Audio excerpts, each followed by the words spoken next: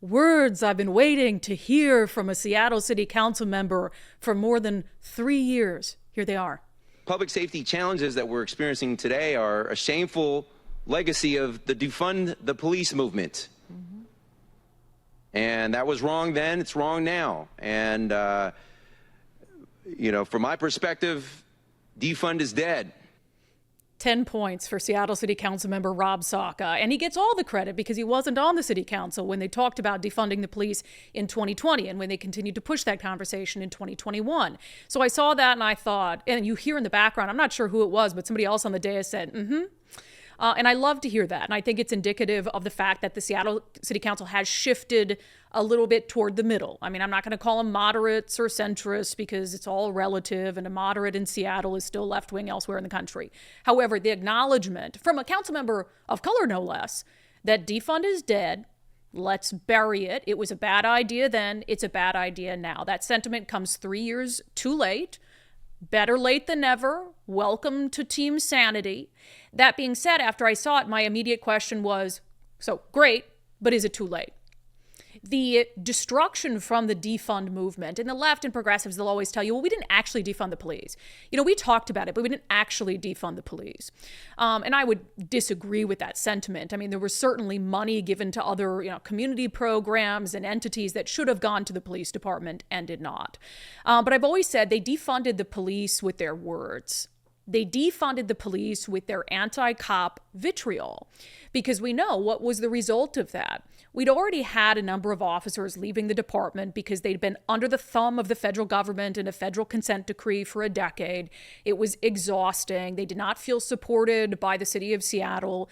And then when the defund movement started, they started to leave in earnest. And now we're down, by latest counts, 600, 700 officers in the city of Seattle.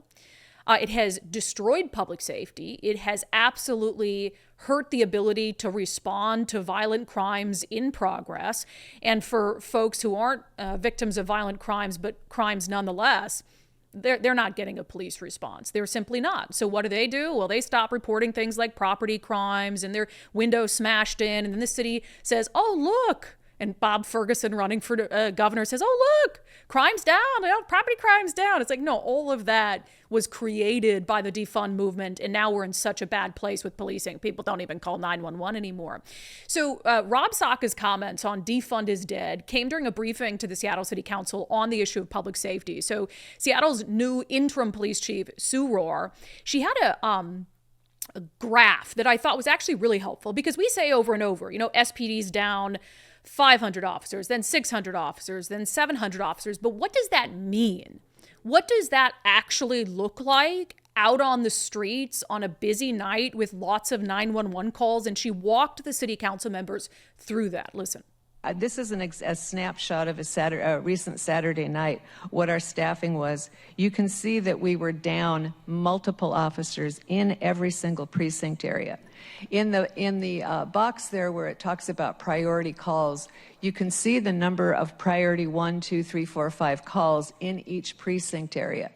And these calls are not small things. These are not barking dogs or speeding cars. These are assaults, crisis, domestic violence, and so forth. Many of these calls require a multiple officer response. North Precinct has been a special focus for us because of the shootings up in Aurora. And to just give you a taste of what it's like for those officers, there's 10 officers on duty for that entire precinct, which is as large as most police departments across the state, that one single precinct. So there's 10 officers to handle all of those calls.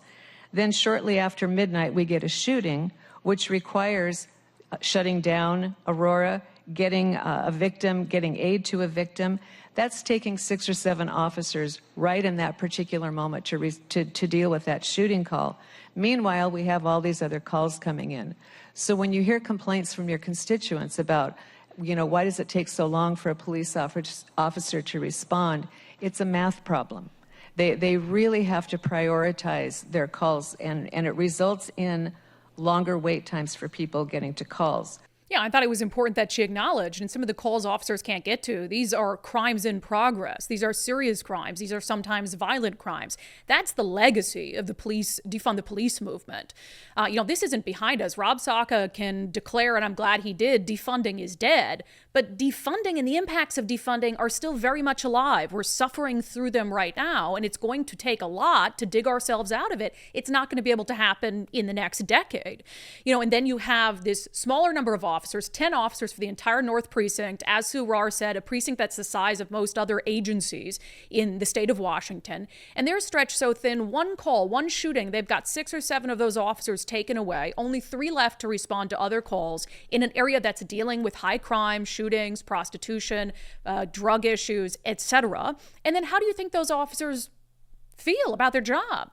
They're overworked. They're working endless overtime. Some of them are working mandatory overtime, and they're feeling worn out.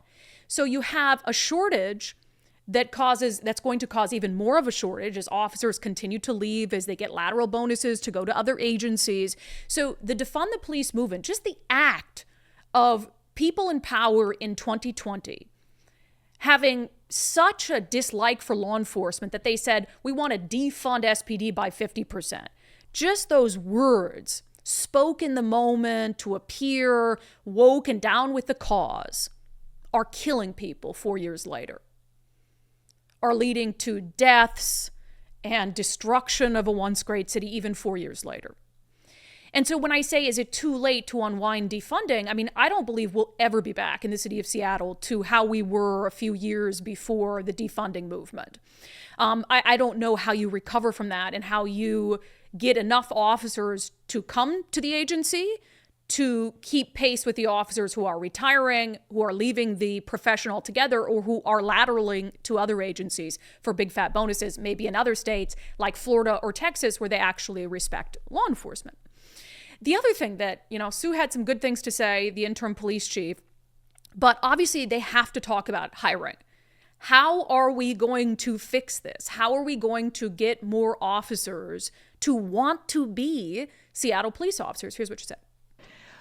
We are behind where we hope to be at this point this year, and we are intensely focusing on making some changes that are going to give us a larger pool, because that is the key to getting more officers hired. We need to have a large pool of candidates so we can meet our diversity goals, so we can get the very best and brightest in the door.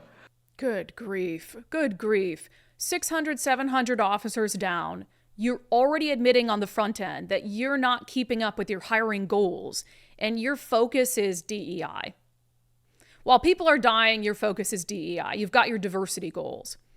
Like, look, I do believe that having a police department where not everyone's a white dude is important when you talk about building trust in communities. I fully agree. They have to be qualified. They have to be there. They have to exist. And this idea that we're going to set these artificial goals around skin pigmentation and gender and sexual orientation, and then we're going to get this large pool so we can meet our diversity goals. You can meet any goal.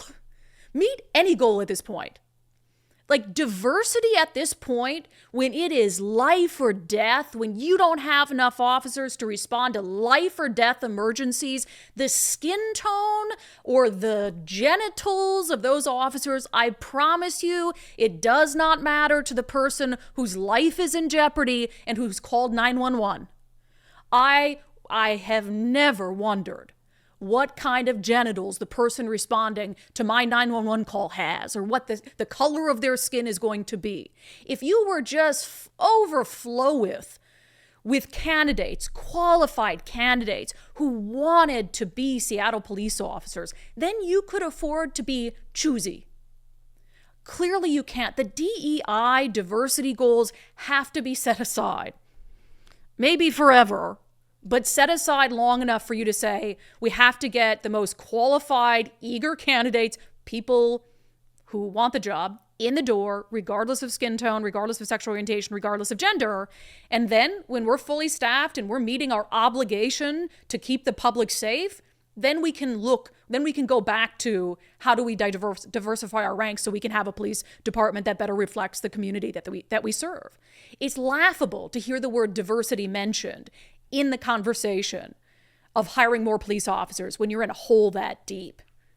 Same new police chief, same as the old police chief, same as the one before that and the one before that. They look at the political wins and DEI is all the rage and public safety takes a backseat to diversity. It's just really, really dumb. So you've got that. You've got the legacy of the police defunding movement. It's obviously the staffing issue, right? How do you recover from that? But then there's all these other elements of the criminal justice system that were devastated by that movement and that never recovered. And the pandemic is part of this as well. I mean, I think that officials here use the pandemic as an excuse not to book people in jail. They didn't want to book people in jail anyway. I mean, Dow Constantine, the King County executive, what did he say? I want to end youth detention. They didn't want to. They were progressive. They don't want people in jail. So they use the pandemic, my belief is, as a reason to turn people away. And they never went back to booking. So for instance, Cairo 7, this is insane. Cairo 7 does this story. And remember what the Seattle City Council did last year? They put an ordinance back on the books to say, yes, officers can arrest someone who is using illegal drugs out in the open. You know, we're not going to throw him in prison for 5 years, but we need some sort of stick. We got the carrot and the stick approach. We need to offer them treatment. If they don't take it, there has to be a consequence for not taking it. They have to go to jail. So it was all this, the city council patting themselves on the back like, yeah, we're going to deal with this open air drug crisis that's ruining the heart of the city. Well, that's great in principle, but as Cairo 7 learned in practice, it's not working so great. We saw firsthand officers arrest a person openly using an illegal drug. Then that person was out on the streets hours later. The person we showed you at 5 o'clock who was arrested in this very alleyway behind me, he is back out on the streets 6 hours after being arrested for openly using what police believed to be was fentanyl. And those officers actually came up to us and they're looking for him right now because he now has a felony warrant for his arrest. Like, why even bother? Why even bother? What? You have the law on the books, but if that's what happens, officers spend their precious time, there's only a few of them, they decide, let's arrest this guy for openly using fentanyl. He's down here all the time. He's right in the heart of the tourism area of Seattle. Our city looks like shit. Crap, sorry. Sorry, Nicole. Trying my best. And let's go and let's book him and let's do this. He's out. He's back on the same corner. Cairo 7 is still out there broadcasting live for their 5 o'clock news. And the reporter looks back and he's like, that guy they just booked for using drugs on the street corner in the open, he's back here. Not only is he back here, he's smoking fentanyl again. So you have the jail not taking bookings. You have a lot of the cases that are being referred to the prosecutor's office that charges are not being filed. And I think Ann Davison, the city prosecutor, is doing a better job, obviously, than most past prosecutors, but there are still challenges. The entire criminal justice system has to work in unison, or all of this is for nothing. Councilman Ron Saka can come and he can declare that defunding is dead, that it's a horrible legacy. Well, the legacy lives on. And so it's not enough to just say defunding is dead. It is going to take years to dig ourselves out of that absolute disaster. And so we have to focus on doing everything we can to tell police officers, we want you to be here. We need you here. We're going to support you, which is why we can't elect someone for governor like Bob Ferguson, who prosecutes police officers for fun. We have to start there. And then we have to work together as a criminal justice system to say, here is the law we have on the books. Here are the laws we have on the books. Can our officers arrest for violations of that law? Can they be booked into jail? Can they be held accountable? Can they be forced into treatment? Whatever it is. Because if any single aspect of that criminal justice wheel falls short, then the whole thing comes apart. So that's the failure that's happening right now. So Rob Saka can say defunding is dead. I'm glad he said it. Amen. Love it. But the legacy of defunding is going to live on for a very, very long time. And our elected leaders have a lot of work ahead of them.